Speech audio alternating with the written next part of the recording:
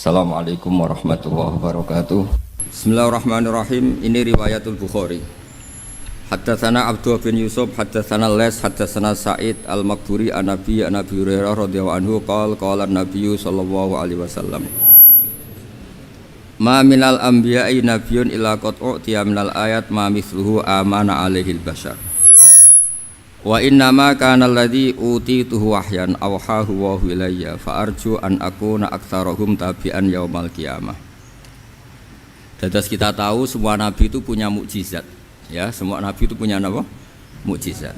Mukjizat itu hal yang luar biasa yang memastikan manusia itu tidak bisa menyainginya atau menandinginya. Dan rata-rata mukjizat nabi dulu itu fisik. Misalnya ontanya Nabi Soleh itu kan onta tapi keluar dari batu, itu kan aneh sekali. Atau tongkat Nabi Musa bisa simsalabim mengeringkan laut apa? Merah. Semua nabi itu punya mukjizat dan semuanya berbentuk fisik. Kecuali mukjizatul Rasulullah Shallallahu Alaihi Wasallam itu berupa Al-Quran. Al-Quran itu konsep ilmiah. Terus kata Rasulullah Shallallahu Alaihi Wasallam, tapi saya karena Quran itu justru berharap pengikutku besar dan sampai hari kiamat. Sekarang kita logika ya. Andekan kamu punya tongkatnya Nabi Musa, kalau kamu suka uang, kepikirannya dijual apa dipakai? Kalau kamu suka uang, dipakai. Kalau kamu ahli suudon itu pikirannya ndak, ini asli ndak. Karena yang melihat di Turki itu ya sebagian gitu. Kalau yang suka perdukunan itu bayangkan tuh miliknya. Mungkin dipakai ngakali orang atau apa, pokoknya bayangkan tuh miliknya. Kalau yang kolektor pikirannya itu nanti ini laku berapa. Tapi kalau peneliti mungkin pikirannya itu ini asli apa enggak? Bukti aslinya apa? Repot lah. Lagi pula kalau kamu punya utang terus mau apa? Istri kamu marah mau apa? Kalau pakai tongkat. Nah, beda dengan mukjizatnya Quran itu semuanya apa? Ilmiah. Orang yang sedang harmonis dengan istri bisa pakai ayat di antara ayat-ayat Allah itu apa? Wa ja'ala bainakum mawaddatan warahmah. Nanti kalau ditakdir cerai, saya tidak menyarankan cerai. Kalau ditakdir cerai, itu masih dimotivasi sama Allah wa iyyatafarraqa yughnillahu kullam min sa'ati. Jika suami istri itu cerai, jangan-jangan suaminya dapat istri lebih baik, istrinya nanti dapat suami lebih baik. Jadi yang masa lalunya dianggap prahara. Kan banyak orang suaminya meninggal ketika nikah lagi ditanya, kangen sama suami pertama, alhamdulillah ini lebih baik. Padahal suaminya yang meninggal itu berharap istrinya ini kangen, ternyata dia sudah syukur dapat suami yang lebih baik. Jadi Quran itu menunggui kita ila yaumil qiyamah. Kita tidak bunuh diri, itu ya barokahnya Quran. Karena problem apapun kita dinasihati sabar, dinasihati sabar. Kan nggak mungkin kamu pegang tongkatnya Nabi Musa, punya masalah apa saja ngelihat tongkat, bisa apa tongkat. Tapi kalau Quran kan nasihat, solusi. Makanya Nabi berharap dengan Quran ini, saya berharap pengaruh saya, pengikut saya terbanyak ila yaumil qiyamah. Terus beliau dikomentari begini sama, ini Fathul Bari, sarahnya Bukhari. Al-muradu anna mu'jizatil anbiya inqaradat binqiradi a'sorihim falam yusyahidha illa man hadaraha. Problem mukjizat nabi-nabi dulu itu kan fisik, sehingga yang tahu kalau Nabi Soleh punya unta yang ajaib itu yang tahu ya hanya yang hadir saat itu. Yang tahu kalau tongkat Nabi Musa bertuah itu juga yang tahu hanya yang hadir saat itu. Selebihnya tahu tongkat ya di museum. Tapi kalau Quran menjadi solusi, menjadi panduan, menjadi pegangan itu ila yaumil qiyamah. Kita beri contoh ya, Quran panduan yang paling gampang misalnya begini. Dulu ini cerita ya. Dulu itu ada orang kafir cerdas namanya Jubair bin Mut'im. Itu saking pinternya dia, pinter juga tokoh. Itu sebagai delegasi pembebasan Asra Badrin. Jadi tawanan-tawanan perang Badar itu mulai dulu ya ada negosiasi mau dibebaskan. Terus orang-orang kafir ini menugaskan namanya Jubair bin siapa? Mut'im. Ini ada di Bukhari. Karena ini ngaji di Jakarta. Kalau orang nggak tahu hadis juga tanya ini sahih ndak itu. Wong nggak tahu kok tanya itu, wah aneh-aneh. Padahal kalau dibodoni itu ya nggak tahu. Tapi ya tetap tanya, hadisnya ini sahih enggak? Ini kata kiai apa kata nabi ini ya. Memangnya kata nabi kamu dengar kan ya lewat kiai. Emang. Setelah itu Jubair itu datang ke Madinah. Dengerin ya, datang ke mana? Madinah. Kemudian dengar Nabi baca Wattur pas sholat maghrib. Jubair karena Nabi dulu gak ada hotel, gak ada pondok ya. Pondoknya Nabi hanya sufah itu. Nabi baca maghrib, bukan diskusi, bukan debat, baca Wattur wa kitabi mastur fi raqim mansur wal baitil ma'mur wasaqfil marfu wal bakhril masjur terus itu. Kemudian sampai pada titik ayat am khuliqu min ghairi syai'in. Masa manusia atau alam raya yang maujudat, yang nyata, yang wujud nyata. Kemudian asal usulnya itu ketiadaan. Ini kan hadhil alam maujud, alam ini kan nyata. Masa sesuatu yang nyata penciptanya itu tidak nyata. Jadi nggak mungkin ada faham nihilisme. Kalau faham nihilisme berarti melahirkan teori begini. Al adamu yakhluqu maujudan, sesuatu yang tidak ada menciptakan yang itu kan akal nggak bisa nerima. Kalau sesuatu ini ada, penciptanya pasti ada. Terus akhirnya Jubair bin Mut'im itu simpuh di depan Rasulullah terus bilang, "Ya Muhammad, kada qalbi ayatir." Hampir saja hati saya terbang. Kalau riwayatnya Imam Ahmad, faka'anna masudi aqalbi, hati saya ini hancur. Semua teori yang saya bawa untuk melawan kamu sekarang luluh semua, hancur semua. Yang benar adalah teori Anda bahwa Tuhan itu satu dan Tuhan itu ada sebelum semua makhluk. Coba kalau Nabi Muhammad ada Jubair bin Mut'im terus menyembunyikan tongkat dekat mihrab, terus dilihat ini apa, paling pikirannya ini dari kayu apa, terus yang bentuk tongkat itu tukang pemahatnya siapa, kok kurang keren, kalau di Blitar gimana ya kan malah panjang. Kira-kira kalau mukjizat itu dari tongkat itu malah panjang lah pokoknya panjang. Lagi pula kamu coba kan nggak ngarah mandi, itu yang mandi kan nabinya bukan tongkatnya. Coba tongkatnya Nabi Musa dicoba anak-anak beki itu dipakai mukul kucing aja tidak mesti mati itu. Jadi nggak jelas mukjizat-mukjizat seperti itu nggak. Tapi kalau Quran menunggui sampai saking hebatnya Quran, teori rasionalitas, soal kampanye di mana-mana, tingkat validitas, tingkat kebenaran Quran itu bahkan bisa diuji tanpa membuktikan. Tanpa apa? Membuktikan. Cukup pakai akal. Saya tidak bosan-bosan cerita ini karena ini khazanah kita. Di kitab Nailul Ma'mul itu, di kitab usul fikih, saya berkali-kali cerita ini karena ini untuk menunjukkan bahwa Quran itu liqaumi ya'qilun, liqaumi yatafakkarun. Ada seorang kiai, seorang ustadz, kiai dulu itu ya memang orang soleh, alim terus jadi kiai. Kalau kiai sekarang tuh macam-macam, nganggur terus ingin jadi kiai, terus daftar gitu. Ada lowongan di yayasan masuk ingin jadi ustadz karena dengar ada gajinya. Dulu tidak ada seperti itu, tidak ada.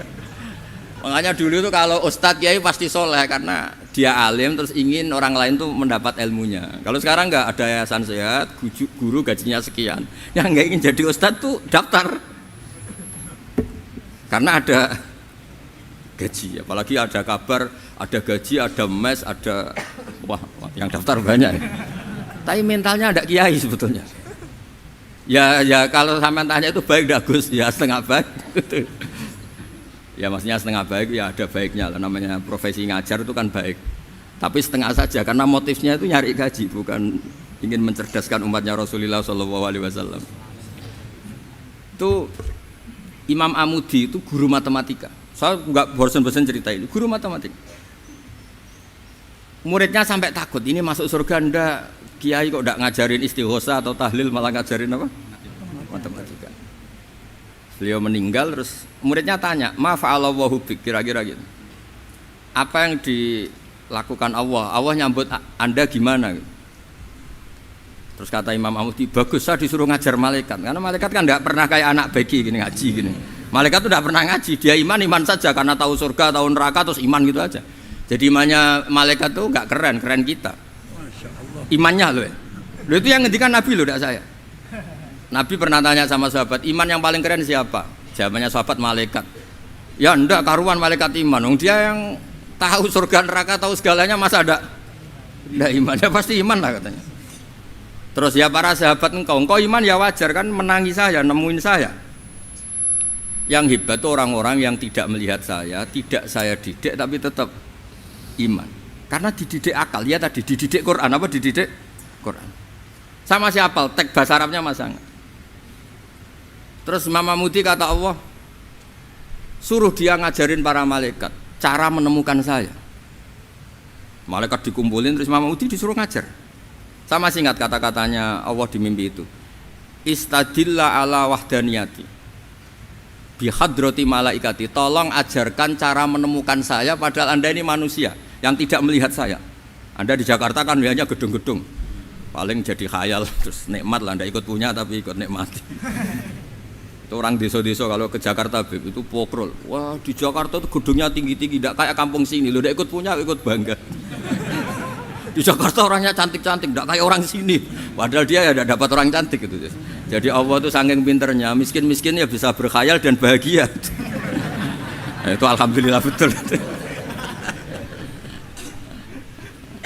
Akhirnya itu apa ini anak-anak begini saya tak niati ngajar standar anak-anak akademik.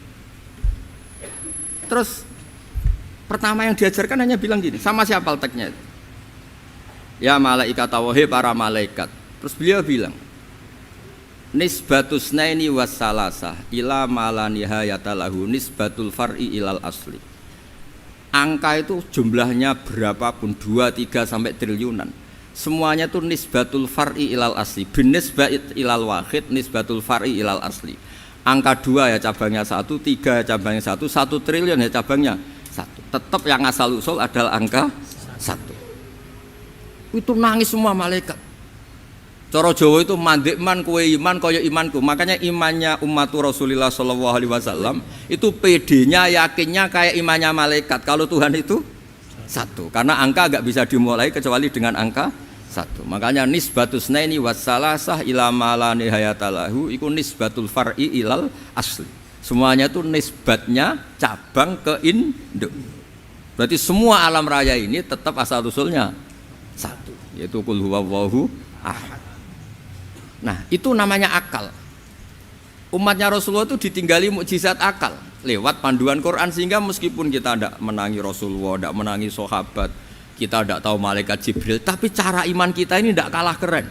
Yakin, hakul, yakin. Terus kedua, gambar. Kamu gambar rumah, gambar hewan, gambar apa saja, mesti dimulai 1 titik. Entah gambar kamu bagus, entah jelek, tetap dimulai 1 titik. Nah, titik ini namanya nuqtatul wujud. Semua alam raya dimulai dari 1 titik, yaitu nuqtatil wujud. Makanya Quran dimulai bismillah, dan bismillah itu dipilih sama Allah pakai pertama ba itu ada titik. Itu kata semua ulama. Itu titik itu singkatan dari bi kana makana wa bi yakunu mayakun. Karena saya semuanya ada. Bi itu karena saya. Jadi makanya santri-santri beki tidak usah bayangkan kamu jadi wali terus bisa terbang ke Mekah, tidak usah. Kalau terbang ke Mekah ya sudah umroh aja bayar. Kalau enggak ya maklaran KBH atau apa, pokoknya cari gratis. Ya gratis kan, dapat orang 10 gratis 1. Terus orang enggak umroh-umroh dirayu-rayu supaya umroh. Repot. Itu pelanggaran fikih itu. Kalau orang punya utang itu wajibnya hanya utang dulu gitu. Wah repot. Saya itu juga sering bingung di kampung-kampung. Gus sama umroh. Kenapa? Dapat gratisan. Minta uang saja buat nyaur utang, nggak boleh. Wah, secara fikih yang wajib itu nyaur utang bukan umroh. Nggak boleh Gus diminta uang, nggak boleh, harus umroh. Udah gitu saya ini bingung Gus mau umroh, nggak nikmati. Kenapa? Disuruh ngajar Gus. Repot semua kalau ibadah mergawe ya gini, bingung semua. Ya saya mohon anak-anak BK semuanya yang seneng Quran itu harus seneng sampai kayak saya sehingga tahu. Istidlal, mencari Tuhan dengan cara tauhid yang berbasis akal itu sedzahir imannya malaikat.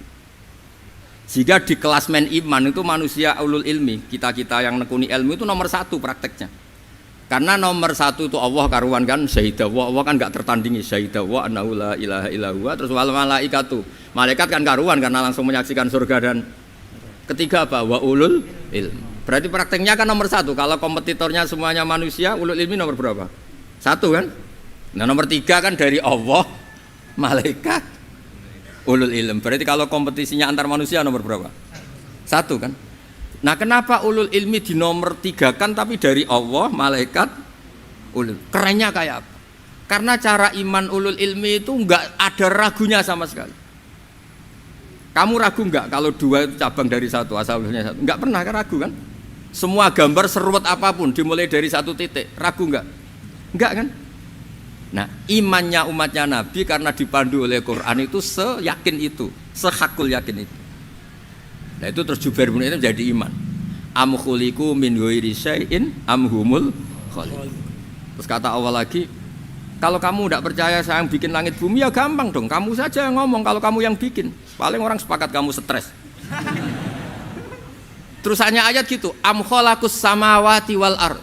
Kalau kamu tidak yakin Allah yang bikin ya silakan Anda klaim saja kalau kamu yang bikin langit bumi. Bala yuqinun. Kamu juga gak mau kan dibilang stres. Nah ini terus saya teruskan ya. Makanya mukjizat terbesarnya Nabi adalah Al-Quran. Karena Al-Quran itu cerita tentang hukum-hukum akal, cerita tentang logika-logika peradaban.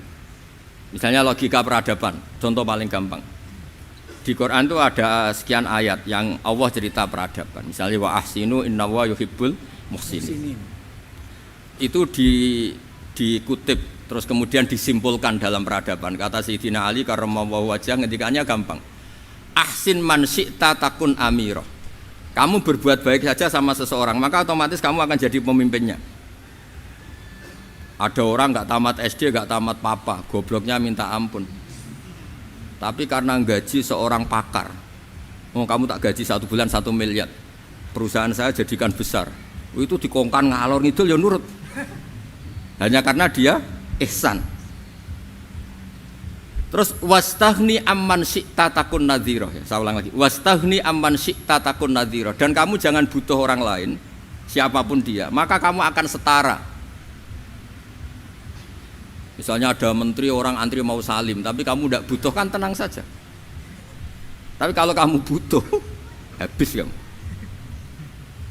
Ya kan, kamu tidak butuh seseorang maka kamu posisinya akan setara. Kamu harus sopan karena punya utang jasa. Kalau nggak punya apa-apa kan setara. Ya enggak. Misalnya kamu jajar rektor atau jajar menteri, jajar apa saja. Kalau kamu tidak punya utang kan, kamu jajar menteri tidak punya utang, sama jajar satpam tapi punya utang, takut mana?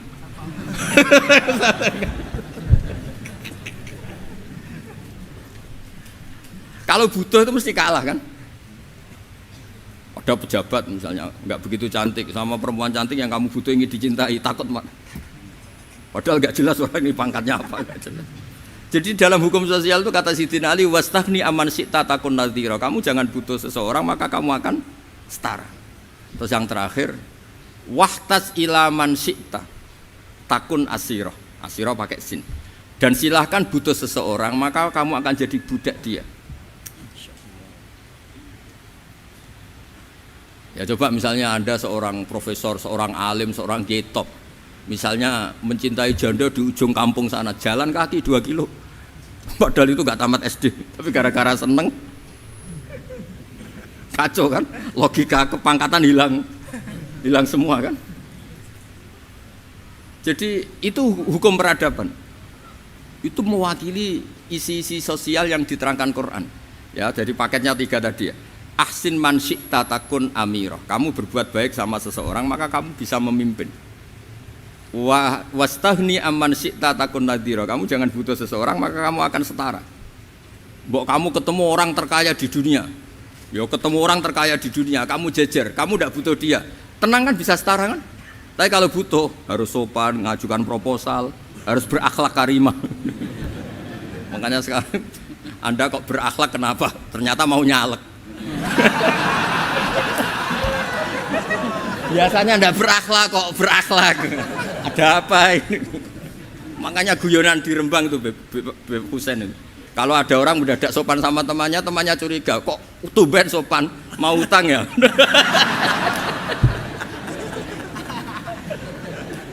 Zaman akhir itu kacau.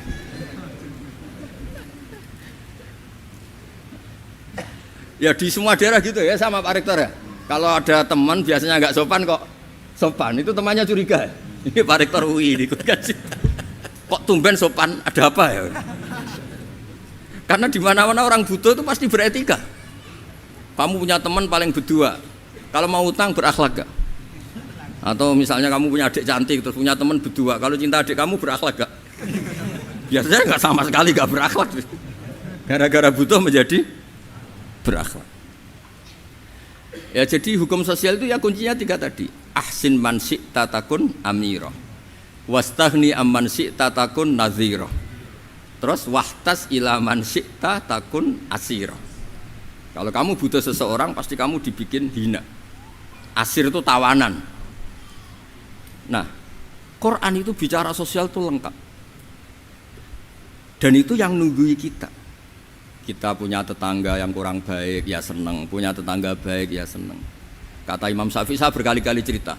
Kok seneng semua Imam Syafi'i? Ya bagus lah. Kalau yang seneng saya enak lah. Dijak jagongan, dijak ngopi enak. Yang nggak seneng saya, gak ngarah utang. Uang itu nak, kamu punya tetangga gak seneng kamu. Aman kan? Aman. Gak akan pinjem uang kan, pinjem mobil. Uang gak seneng kok. Makanya Imam Syafi'i itu kalau ngedikan luar Syafi'i, diceritain orang. Ya Aba Abdillah bagiannya, ya Aba Abdillah orang itu gak seneng kau, bagus lah. Loh kenapa bagus? Waman asa'a ilaika faqad atlaqaka. Orang yang gak seneng kamu maka membebaskan kamu. Gak akan pinjam uang, pinjam mobil, gak akan ganggu waktu kamu, kan gak seneng. Justru yang seneng-senengi masalah pinjam terus. Imam Syafi'i itu orang yang anggap dunia itu selesai. Ada yang cerita, ya Aba Abdillah, orang yang tadi cium tangan engkau, yang hormat engkau, di luar maki-maki engkau, ngerasain engkau, ngata-ngatain engkau. Ya bagus lah. Kok bagus gimana? Berarti saya wibawa, depan saya tidak berani. Berarti saya wibawa, di depan saya tidak berani.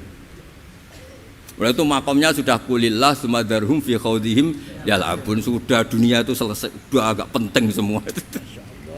Nah itu kalau kamu anak-anak beki ahli Quran sudah ayatnya kulillah sumadarhum fi khawdihim yal'abun. Sudah lihat Allah saja agak penting, makhluk-makhluk itu agak penting.